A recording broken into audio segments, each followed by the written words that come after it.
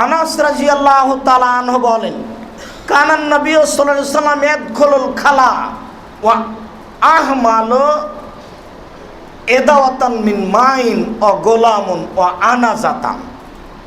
আল্লাহর নবী যখন পেশাব পায়খানায় যেতেন তখন আমি আর আরেকজন লোক আমরা একটা পাত্রে পানি নিতাম আর একটা বর্ষা লাঠি নিতাম, নিয়ে রাসূলের সাথে পিছে পিছে চলে যেতাম। ওই লাঠিটা দিয়ে মাটিটা খুঁড়ে নরম করে সেখানে তিনি পেশাব করতেন। ওয়া ইয়াস্তানজিবিল মায়ে, পানি দিয়ে পবিত্রতা অর্জন করতেন। আগে ঢেল টিস্যু পেপার পরে পানি, এই কথা মিথ্যে। আগে ঢেল টিস্যু পেপার পরে পানি, এই কথা মিথ্যে।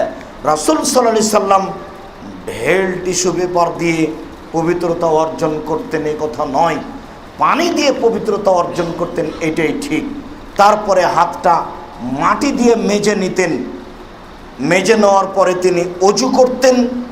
ওয়াইজা তাওয়াদ্দা এদা বালা ফাতাওয়াদ্দা ওয়া নাজাল মা ফারজাহু, পেশাব পায়খানা থেকে বের হয়ে এসে অজু করে অজু শেষে লজ্জাস্থান সামনাসামনি একটা পানি ছিটিয়ে দিতেন সন্দেহ দূর করার জন্য, কোথায় একটু ছিটা কিছু লাগলো নাকি, এই সন্দেহ দূর করার জন্য লজ্জাস্থান সামনাসামনি কাপড়ের উপরে তিনি পানি ছিটিয়ে দিতেন। এই যে লোকটা পেশাব করে উঠে 40 কদম হাঁটছে, 40 কদম কেন 40 ঘন্টা যদি হাঁটে তারপরে যদি টিস্যু পেপার ফেলে তাহলে তার মনে হবে পেশাব আসলো মনে হয়, কারণ এটা তার রোগ হয়ে গেছে, এটা হলো ঢং। এই নোংরা নেককারজনক নীতি হারাম, এটা শরীয়ত নয়, কখনো নহে। ওই হাদিসটি আবার ফিরিয়ে নিয়ে আসছে এইখানে।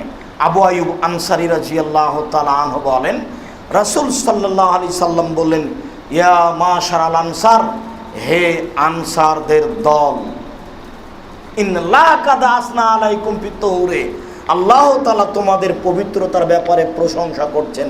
ফামাত তাহুর, তোমাদের পবিত্রতা কি, তোমরা কি পবিত্রতা অর্জন করো যে আল্লাহ তোমাদের প্রশংসা করছেন, সেইটা কি?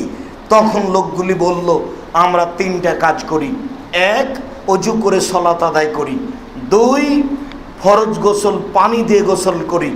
3, নাস্তানজিবিল মায়ে, পানি দিয়ে পবিত্রতা অর্জন করি, পানি খরচ করি পেশাব পায়খানার পরে, পানি ব্যবহার করে পেশাব পায়খানার পরে পবিত্রতা অর্জন করি, পানি ব্যবহার করে।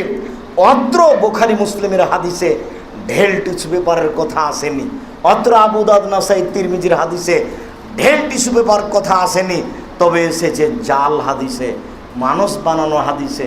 এই কারণেই তো তারা আগে ঢেল টিস্যু পেপার ব্যবহার করে তারপরে পানি। ওই যে তাদের জাল হাদিস চলে, আপনাদের তো চলে না, কাজে আপনারা আর করতে পাবেন না। যাদের জাল হাদিস চলে তাদের জন্য এটা সহজ। এ কথাই ঠিক যে পবিত্রতা অর্জন করতে হবে পানি দিয়ে, ঢেল টিস্যু পেপার দিয়ে নয়।